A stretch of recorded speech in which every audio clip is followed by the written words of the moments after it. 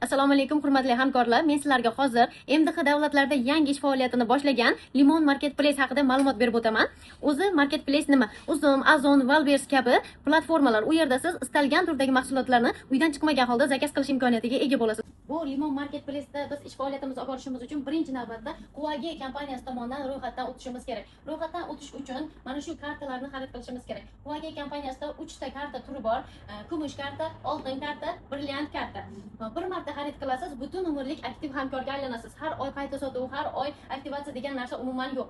Bizda kumush kartamiz $196, oltin kartamiz $504, brilliant kartamiz $1015 tashkil qiladi. Lekin skidkada bo'lgani uchun hozirgi kunda skidkada siz kumush kartaga to'lov qilib, ya'ni $196 orqali oltin kartamizni olish imkoniyatiga egasiz. $504, ya'ni oltin kartani to'lovini qilib, brilliant karta olish imkoniyatiga ega bo'lasiz. Va siz bu kartani olganingizdan keyin joyingizni band qilib, mana bu IDingiz orqali Limonga bog'lanasiz va siz Limonda shuncha imkoniyatni qo'lga kiritasiz. Bularni tushuntirib o'taman.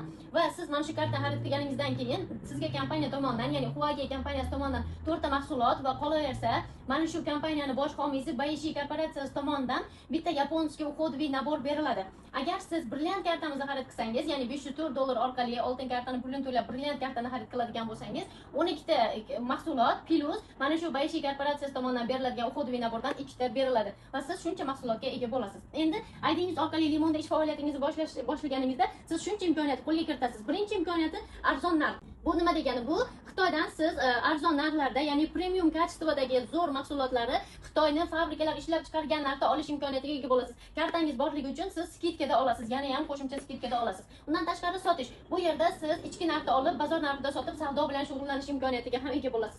Va referral silka, 3-imkoniyat. Bu referral silka sizning kartangiz borligi uchun sizga silka beriladi, ya'ni QR kod. Siz bu QR kodingizni yaqinlaringizga, qarindosh urug' tanish bilish qo'shnilaringizga yoki ijtimoiy tarmoqlarda reklama qilganingizda, sizni mana shu QR kodingiz orqali zakaz urgan har bir insondan 3% dan 1%gacha kishbek olish imkoniyatiga ega bo'lasiz. Bu sizga passiv daromad turi hisoblanadi. To'rtinchi imkoniyat topshirish punkti. Ya'ni siz punkt vidachi ochib olib, qilingan tovar oborotdan 3% dan 5%gacha siz kishbek ishlash imkoniyatiga ega bo'lasiz. Keyingi 5-imkoniyati yutuqli o'yinlarda qatnashish. Ya'ni rozыгрышlarda siz qatnasha olasiz. Bor yo'q bir dona zubni pasta xarid qilish orqali ham siz hattoki avtomobil yutib olish imkoniyatiga ega bo'lasiz. Chunki prizda eng kattasi bu mashina hisoblanadi. Hop, 6-imkoniyat bu shaxsiy brend. Ya'ni siz o'zingiz nima mahsulot ishlab chiqarsangiz, o'sha mahsulotingizni Limonga qo'yib, butun MDH davlatlarida sotish imkoniyatiga ega bo'lasiz. Agar siz qaysidir kompaniyada ishlasangiz, shu kompaniya tovarlarini ham sotishingiz mumkin.